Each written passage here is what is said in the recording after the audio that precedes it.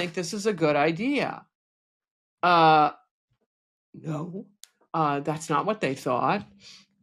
So Xi Jinping is hell-bent on taking Taiwan. It'll be a disaster, most particularly for the Chinese if they do it. They're going to get pariah status. And people already moving all. They say that war between the United States and China is inevitable. The narrative is always the same. Two superpowers, like two runaway trains, hurtling toward each other on the same track at maximum speed. But what if I told you that every calculation Beijing is making, and even the fears consuming Washington, are based on a fatal strategic error? Xi Jinping may be looking at the map, but he is overlooking an invisible force, the very same force that dismantled the Soviet Union without the United States having to fire a single shot. Today, we are not going to talk about who has more missiles or ships. We are going to talk about a flaw in strategic thinking that could cause China to destroy itself before a single bullet ever touches Taiwan. Welcome to the brutal truth of geopolitics. Before we dive into the war scenarios, we have to answer the core question. With such conflicting visions between China and the US, is a violent clash truly destiny? Is there any way to prevent it? To answer this, we have to completely overturn a concept that the world, and perhaps Xi Jinping himself, misunderstands: the concept of the West and the true nature of alliance power. First, never underestimate the importance of the other countries in the world, particularly Europe and the Pacific allies. One of the greatest mistakes when analyzing the Cold War is thinking that the United States won it alone. That is a dangerous arrogance. History proves otherwise. The Cold War was not decided solely by what Washington did or didn't do. It was won because incredible numbers of Europeans made it happen. The Helsinki Accords were a major contribution of Finnish diplomacy, not American. The European Union was a creation of Europeans to protect and develop themselves, not a tool imposed by the US. Why does this matter to Xi Jinping today? Because he is facing an alliance he labels the West, but that terminology is obsolete and fundamentally wrong. Look at the map. Is South Korea Western? No. Is Japan? Is Taiwan? What about New Zealand and Australia in the Southern Hemisphere? Yet, they all stand on the same side of the line. If we insist on calling this a battle of China versus the West, we are blinding ourselves to the true scale of the problem. The strength of this coalition isn't based on geography or race. It lies in international institutions.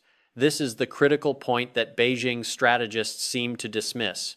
These institutions are not tools of American oppression. They survive and thrive because they absorb ideas from different places. Nations join them not because they are forced to, but because they have a voice, they have input, and they see their vital interests reflected in the system. This is the institutional power that China severely lacks. When China acts aggressively, they don't just provoke the US. They trigger a global defense system that includes nations they never expected to fight. We must stop exaggerating the importance of the United States to the point where it eclipses everyone else. Of course, America is important, but so is Germany, so is Brazil, and most specifically, we must look at India. India is not a distant observer across the ocean. They share a massive, contested border with China. If Beijing decides to go ballistic in the Taiwan Strait or the South China Sea, do you really believe the Indians will just sit idly by? Absolutely not. The Chinese claim Indian territory. The Indians are alert to this aggression. China is far more isolated than they realize, and their potential adversaries are not just across the Pacific, they are right next door. The question is, will this isolation stop Xi Jinping, or will it push him toward a decision that is even more reckless? One of the most profound mistakes a leader can make is assuming that military expansion comes without a permanent, irreversible price. While the world watches the geopolitical tension, an environmental and economic disaster has been unfolding in the South China Sea for over 20 years. To build military bases on remote reefs, China has systematically destroyed some of the most vital fishery grounds on the planet. This isn't just an environmental tragedy, it is a strategic liability. By killing an entire sea to house missiles and runways, Beijing has alienated every nation that relies on those waters for survival. This is the irony of Chinese strategy. In trying to secure their backyard, they have turned every neighbor into a potential enemy. But let's talk about a power that Beijing often underestimates: India. If China decides to move against Taiwan, they are not just dealing with the American Seventh Fleet. They are dealing with a nuclear-armed neighbor that shares a thousands of miles long land border with them. India is acutely alert to Chinese expansionism. They have watched China claim Indian territory. They have watched the military buildup in the South China Sea, and they have reached a limit. If China goes ballistic, the Indians will not be silent observers. They will have a very loud and likely very active opinion on the matter. China's aggression has done the impossible. It has pushed India, a traditionally non-aligned power, closer to the Western security architecture than ever before. History warns us about the danger of miscalculating an adversary's resolve. Think back to Neville Chamberlain before World War II. He looked at the aggressors of his time and thought, "These people can't be serious. We know the horrors of war. Surely they will compromise." He was wrong. Aggressors often operate on a logic that seems rational only to them. Similarly, the West once thought that by buying Russian oil or Chinese goods, they could tame these powers through economic integration. That was a false sense of security.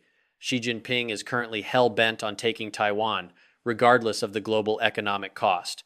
But he is overlooking the smart money. The smart money has already begun moving out of China. Capital is fleeing, and pariah status awaits any nation that shatters the global peace for territorial gain. The tragic reality for the Chinese people is that if their leadership allows this conflict to happen, the world they inhabit 20 or 30 years from now will be depressingly bleak. A second Cold War will not just slow growth, it will depress growth rates for decades. While the global system compounds wealth by playing by the rules, those who break them find themselves siphoned off and isolated. We saw this in the first Cold War. While Western Europe and America enjoyed rising standards of living and freedom, the Eastern Bloc struggled under failed economic models and external control. Xi Jinping's fatal mistake is believing that he can tell the rest of the world how to live while being unable to provide a sustainable, peaceful future for his own people without the global system he seeks to challenge. One of the most dangerous traps in modern geopolitics is the belief that military strength alone creates a permanent peace.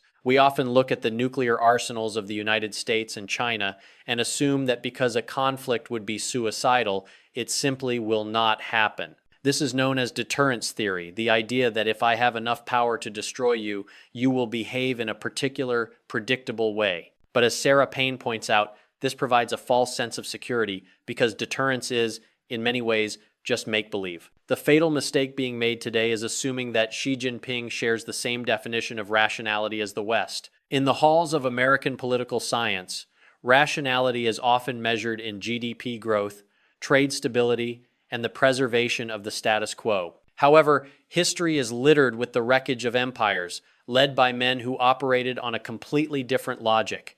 Think back to Neville Chamberlain and the Munich Agreement. Chamberlain wasn't a fool. He was a man who looked at the horrors of World War I and concluded that no rational person would ever want to repeat that experience. He looked at Hitler and thought, he can't be serious. He must want a compromise. But Hitler wasn't looking for a compromise. He was looking for a total transformation of the world order, regardless of the cost in blood. This same rationality gap is present today.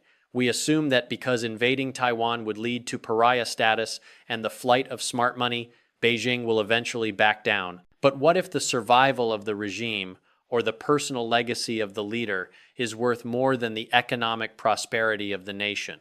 If the Chinese leadership decides that the reunification of Taiwan is their ultimate historical mission, then all of our deterrence theories, our nuclear counts, and economic sanctions become irrelevant. The sad news is that you cannot force another person or another nation to decide a certain way. We can cooperate with allies and strengthen international institutions, but at the end of the day, the decision to pull the trigger belongs to the aggressor. China's current path is one that ignores the lessons of the 20th century, that nations which play by the rules compound wealth, while those that seek to shove their models down the throats of others eventually face systemic incompetence and failure. If Beijing continues to believe that their internal logic will shield them from global reality, they are walking into a trap of their own making. The world they are creating for the next 20 or 50 years is one that will be depressingly bad for the Chinese people if they allow this ideological obsession to override the global stability that allowed them to rise in the first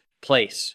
The fundamental misunderstanding in Beijing today is the belief that global power is a zero-sum game played between two giants. Xi Jinping sees a world where China must displace the United States to secure its future. But this vision completely ignores the miracle of the global system, a system that is not a U.S. creation, but a collective effort of nations playing by a shared set of rules. When Sarah Paine talks about the West, she isn't talking about a map. She is talking about a massive, interconnected network of nations from Japan and South Korea to Germany and Australia that have a vital interest in keeping the system open. China is currently operating as a continental power, attempting to dictate terms to its neighbors through sheer mass and military intimidation. However, history shows that continental powers often become their own worst enemies. By claiming Indian territory and seizing islands in the South China Sea, Beijing has effectively killed the very waters they seek to control, destroying fisheries and alienated every regional partner. This aggression doesn't make China stronger, it makes the international network more cohesive. The fatal mistake here is underestimating the agency of these secondary powers. Xi Jinping may believe he can negotiate over the heads of the Taiwanese or the Czechs, but as the Cold War proved, it was the incredible numbers of Europeans, and today, the incredible numbers of Asians who actually determine the outcome. People who have lived under the thumb of an imperial neighbor know the value of their independence, and they will fight to keep it. While the smart money is already fleeing China in anticipation of a conflict, the global network continues to compound wealth by cooperating. This is the stark choice facing the Chinese leadership. They can participate in a system that fosters growth, or they can follow the path of Putin and the late Soviet Union, attempting to shove a failed economic and political model down the throats of others. The lesson of the last century is brutal. Incompetence at home leads to the desire to control others, but that control only siphons off resources and leads to eventual collapse. If China chooses to shatter the global peace to take Taiwan, they aren't just attacking an island, they are attacking the very network that allowed them to escape poverty. They will find that the world is much larger, much more resilient, and much more united than their internal propaganda suggests. For decades, the global consensus was built on a single, hopeful theory: that if we traded enough, if we bought enough oil and manufactured enough goods together, war would become too expensive to contemplate. This was the logic behind Angela Merkel's policy toward Russia and the West's approach to China. We believe that by giving these powers a stake in the global economy, they would naturally choose stability over conflict. But as the war in Ukraine and the tensions in the Taiwan Strait have shown, this was a profound miscalculation of the aggressor's mindset.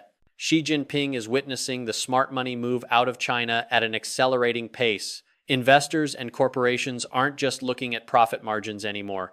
They are looking at political risk and the very real possibility of pariah status. If Beijing chooses to invade Taiwan, they won't just face military resistance. They will face an immediate disconnection from the global financial and technological networks that fueled their rise over the last 40 years. The tragic irony is that China has benefited more from the current global order than perhaps any other nation in history. By playing by the rules of the international system, they were able to compound wealth and lift hundreds of millions out of poverty. Yet, the current leadership seems willing to gamble all of that progress for a territorial ambition that will leave China isolated and economically depressed. This is the lesson of the first Cold War that Beijing has failed to learn. Those who cooperate in the global system keep compounding wealth, while those who attempt to shove failed models down the throats of their neighbors end up in a cycle of stagnation. The Russian experience under Putin is a living warning. When a leader is incompetent at home, they often try to tell other people how to live, siphoning off resources to maintain a failing grip on power. If China forces a second Cold War, the growth rates that the Chinese people have come to expect will evaporate. They will look around in 20 years and find a world that is depressingly bad compared to the one they could have had. Aggression doesn't just invite a military response, it invites a long-term economic exile that no amount of domestic propaganda can fix. A common mistake in Beijing's strategic thinking is the assumption that the world will simply stand by and watch a forced reunification of Taiwan.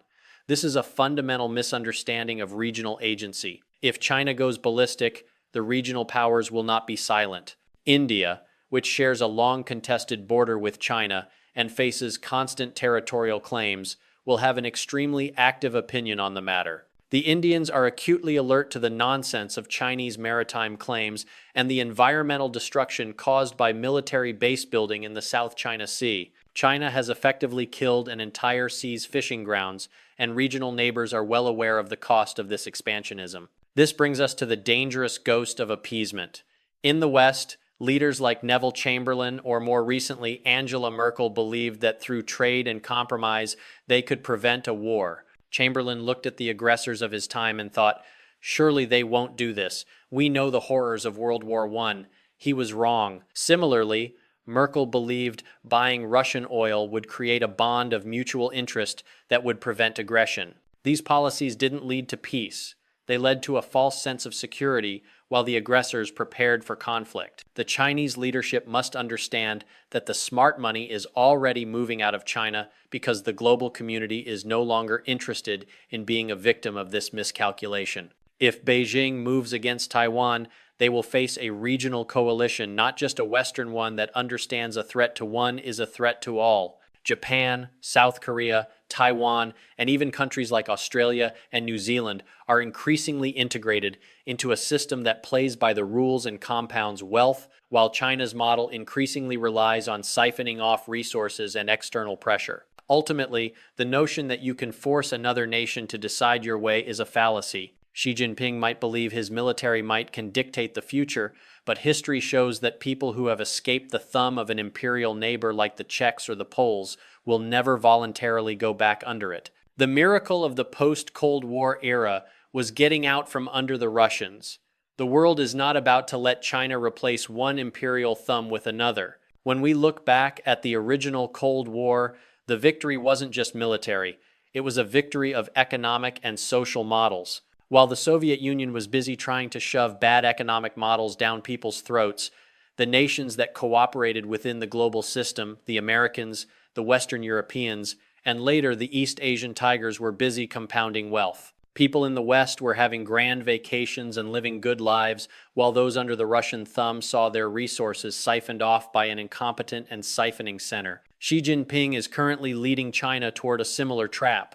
By tightening ideological control and prioritizing state-run models over the global market, he is repeating the mistakes of the late Soviet era. This is the incompetence at home that Sarah Paine describes a leadership that, because it cannot foster innovation and freedom within its own borders, feels it must tell other people how to live so they can be just as incompetent as the center is. The miracle that occurred for countries like the Czech Republic was getting out from under that thumb. Their standard of living multiplied because they no longer had the Russians telling them to do stupid things and siphoning off their wealth. This historical memory is a powerful deterrent that Beijing's propaganda cannot erase. The nations surrounding China, from Japan to Taiwan to India, know that their current prosperity is a result of playing by global rules, not by submitting to a regional hegemon. If China moves to invade Taiwan, they are essentially attempting to stop the clock on global progress. A second Cold War will not only halt China's rise, it will depress growth rates for the entire generation of Chinese citizens who have only ever known the miracle of the inner Cold War period. The smart money understands this. It's why capital is moving to countries that continue to cooperate and play by the rules. China's fatal mistake is believing that military power can replace the compounding wealth generated by international trust and institutional membership.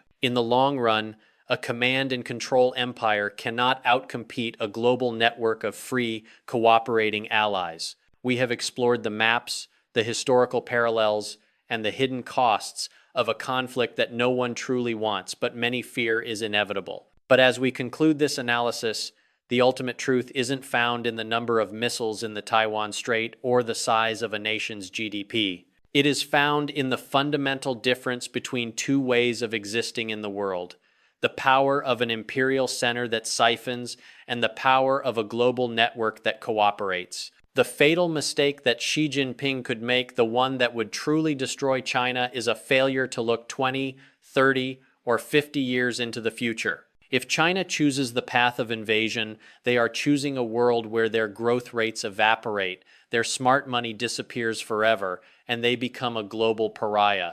They will find themselves in a second Cold War that is depressingly bad for their people, while the rest of the world, those who play by the rules, continues to compound wealth and move forward. On the can you prevent someone else from waging war? The answer is no. We can strengthen our alliances, we can talk to the Russians and the Chinese, and we can build international institutions that reflect the vital interests of all members. But at the end of the day, the decision belongs to the leadership in Beijing. This is the sad news of geopolitics. You cannot force a dictator to be rational by your own definition of the word. However, there is a miracle that we must not forget. For those who remember the First Cold War, the miracle was the moment when the thumb of the Russian Empire was finally lifted and nations were allowed to live decent lives at a multiple of their previous standard of living. This happened because the West, a coalition of free nations that play by the rules, remained united and refused to let a failing model dictate the terms of their existence. Xi Jinping's fatal mistake is believing that he can conquer an island and ignore the world. But Taiwan is more than an island. It is a node in a global system that is far more resilient than he imagines. China has a choice: to continue as a vital part of the global miracle that allowed its rise, or to descend into a self-inflicted isolation that will haunted by the ghosts of empires past. The world is watching. The smart money has already made its move. Now, it is up to China to decide if they want to be a partner in a wealthy future or a relic of a depressingly bad past.